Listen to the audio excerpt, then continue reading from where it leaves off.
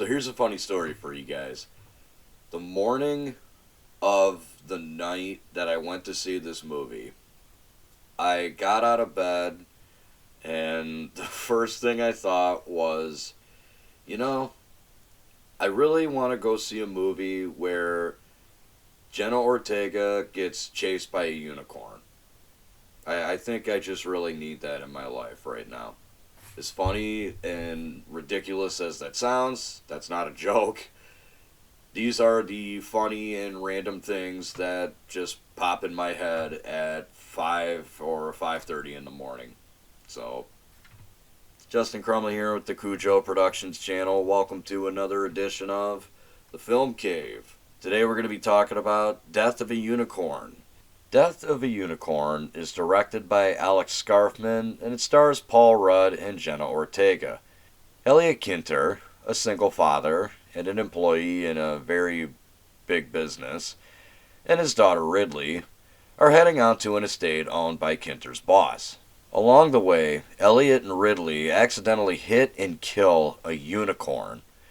Rather than leave it on the side of the road, they hide it in the trunk of their car and drive off to the Leopold's estate. But, later that night, everyone is attacked by the parents of the slain unicorn. I was somewhat excited about going into this movie. For one, I'm a huge A24 fan. I, for the most part, love almost everything they do.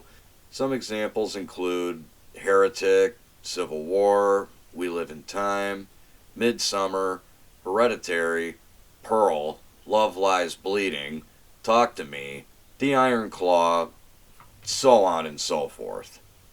A24 has a very unique style and they have a unique palette of films. They're normally like really simple stories that are disguised as like really bizarre or weird things that I think it can be a bit divisive. Some people really love it, some people really hate it.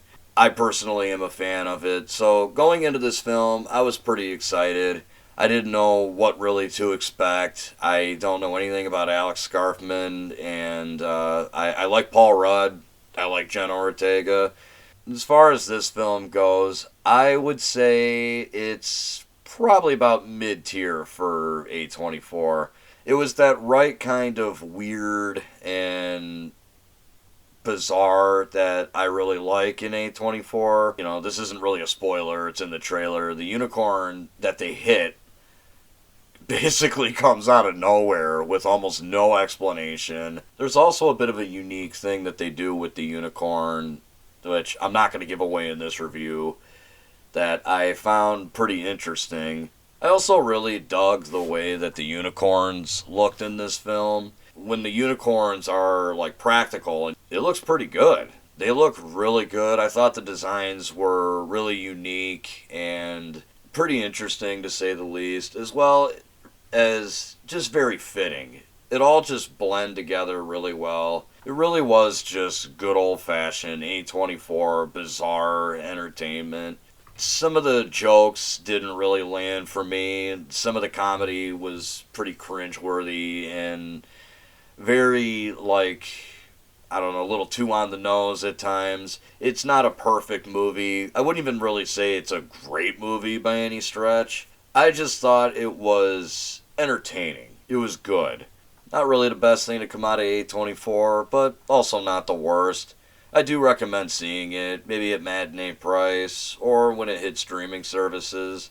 When this eventually drops on Blu-ray, I'm definitely going to go pick it up, add it to my collection. To me, this was just another really good A24 film.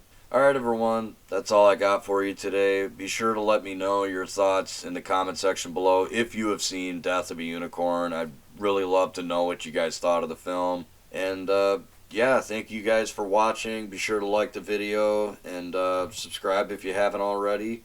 And until next time, I'm Justin Crumley, and this is Cujo Productions saying, stay awesome.